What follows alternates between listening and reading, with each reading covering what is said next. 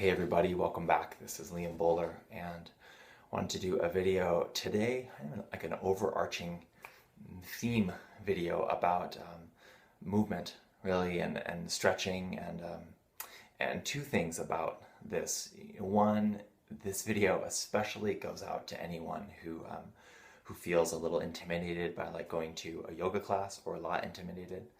Um, or can have that kind of like thinking and feeling of like, oh man, I would go, but God, I'm super tight, like I have some things to sort out before I can get into a movement practice. So this is for you. Which I empathize with a lot. um, and because too, this is really what I'm about to share, feels like this is what's at the heart of this kind of blooming movement practice. I don't know, philosophy doesn't quite cut it, but yeah, view on movement and our bodies. And for me, both as a mover and as an educator, this has really been blooming. And that is essentially that there's no particular position, if this were in a sentence, that there's no particular position that is kind of better than any other. Or there's no, like in a forward bend, there's nowhere along that forward bend that you suddenly arrive. And I want to break that down a little bit because I think we can hear that, and it can sound like a nice philosophy, which it is. And there's a real, like, even if we're just talking like Newtonian physics, because what the sort of physiological benefits of, let's say, stretching happen at how we engage the end range of tissues. And you don't need any preparation to do that because you go wherever your end range is, right? So in a forward bend, if my hamstrings, and let's just say there's a lot of tissues involved, but if my hamstrings let me go here, then that's my stretch. And there's whatever, 10 kilonewtons of force in those hamstrings. What matters is the physiological benefits that unfold in my body from engaging that tissue. That applies to me here, if this is my end range. And that applies to you if you can, if you're some yogi that can put your head in your ass, right? That you get to that 10 kilonewtons of force, for example, and you're still having that same tissue engagement. And that's the heart of it. And those two pictures are going to look wildly different. And really, there is a kind of movement aesthetic to it from the outside, but that's, I would say, a case for emphasizing that inner feeling state. And that I emphasize, a lot in these videos too, has been growing more and more important for me because that's how you kind of can talk about the quality of any given movement.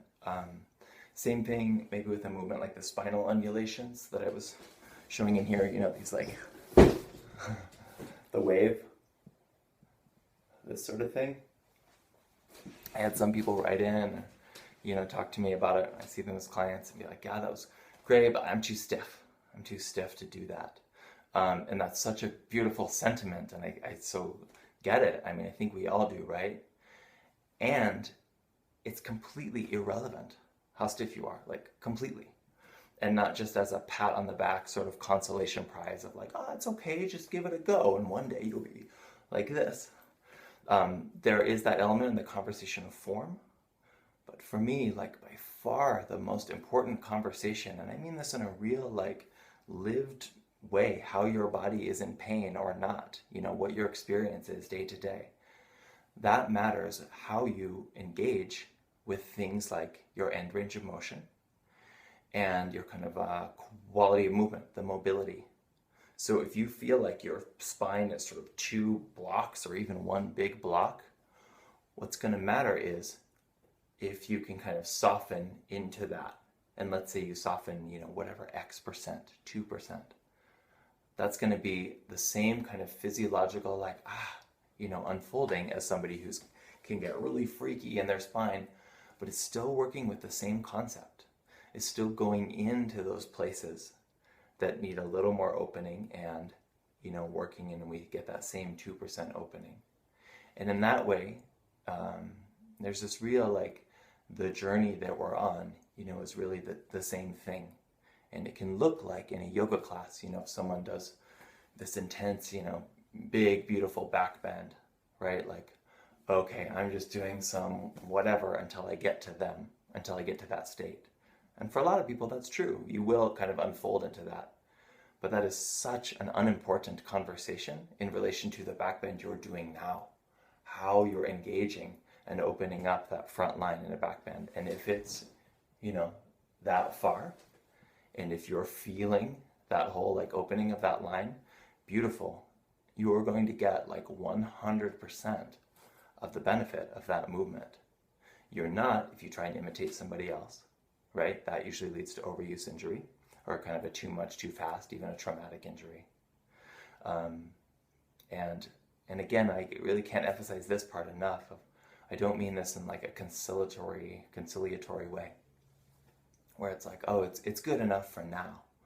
Like, you can start out today, right now, 100%. You can go into any class or you can do your own yoga practice and engage that 100%, the same way you would in 10 years if you were way more flexible. Because it's not about the position, it's about how you engage. Again, end range of motion and your interoceptive, proprioceptive sort of knowledge of your body.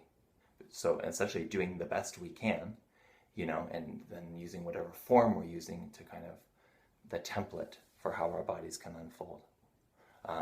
But again, there's nowhere we really get to with that. So I hope this makes sense. Well, and not only makes sense, but that you kind of like grok it some, maybe feel it in your body a little bit. Again, this has been hugely blooming and important way of practicing for me. And I hope it helps. Talk to you soon.